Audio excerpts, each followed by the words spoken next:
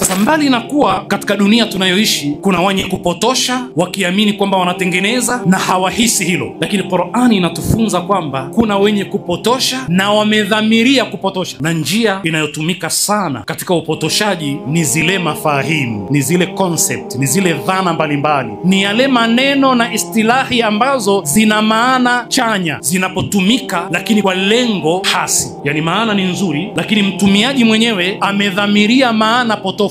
Na dunia imetufikisha hapo. Katika mambo mengi ambayo sisi tunayaandama na kuyafuata ni mambo yaliyotengenezwa, mabongo yetu yakashawishiwa kwa sababu yana harufu nzuri, yanavutia, tukayakwaa mambo yale, na sisi tukawa ni wapiganiaji kwa yale bila kujua kwamba chini ya uvungu wa mambo yale pamefichwa dhana potofu, maana potofu na malengo potofu. Ndipo ambapo tumefikia sisi walimwengu, na hasa kutokana na itikadi zinazotawala dunia leo. Na mimi kwa muda mfupi huu nitagusia dhana moja tu, na kwa sababu muda hautoshi, na kwa sababu tunaishi katika kipindi cha uhuru unaoitwa uliberali, liberal economy, liberal society. Jamii zetu hizi ni jamii zinazopigania uhuru, zimeuziwa dhana ya uhuru. Ndio utaona watoto leo hii wadogo wamefundishwa kwamba hizi ni haki zenu, na hizi haki zenu mnaweza mkazidai kwa yoyote vyovyote vile, hata akiwa ni mzazi, hasa katika jamii zile zinazoitwa kuwa zimeendelea. Na tumewahi kusema katika moja ya majukwaa, liberty ni uhuru, uliberali maana yake ni uhuru, lakini si kila uhuru ni uliberali, na wala uliberali si kila uhuru. Uliberali ni uhuru kwa mtizamo wa mabepari, na Uislamu nao una mtazamo kuhusu uhuru. Kwa hiyo tukifundishwa kwamba uhuru ni huu tu, alafu si tukauchukua kwamba ndio bidhaa pekee, tutakuwa tumeingizwa katika mafhumu za wengine na tumeiwacha ile mafhumu yetu pembeni. Kwa mfano, nchi zetu zinaitwa ni secular states, ni nchi ambazo si za kidini, na lengo ni nini? Kwamba watu wote wawe uhuru, na kwamba katika nchi zetu hizi tunaelezwa kuwa sisi wanadini tuna uhuru wa kuabudu,